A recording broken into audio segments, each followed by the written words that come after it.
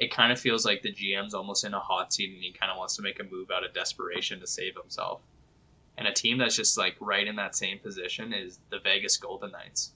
If Vegas loses in the playoffs again this year, that's 5 straight losses when they were the Cup favorites. Except for, of course, the first year when they just made it by miracle. Like, that's for a team that's so reactive like Vegas is, that's unacceptable. You think Vegas were Cup favorites over Tampa? Last year, absolutely. 18 million over Cap?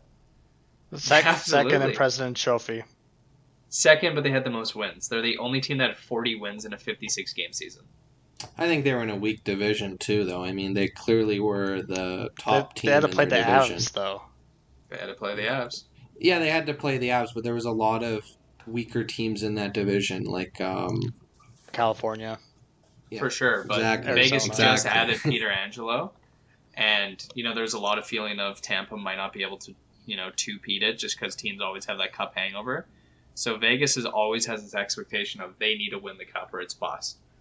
And just like I said, I'm almost saying this like Eichel's the hallmark of a GM who's on the hot seat because he's the explosive move to make.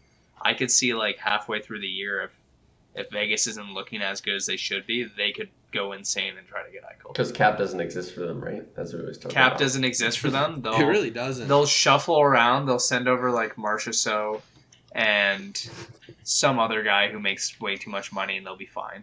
They'll laugh Send their way over to the Smith bank. with 1 year left, and then Dadonov. That was a big contract for a guy who didn't do incredibly well. I wouldn't even say he didn't have an average season. He had a below average season for his standards, and they paid him $5 million. They're reeking of desperation.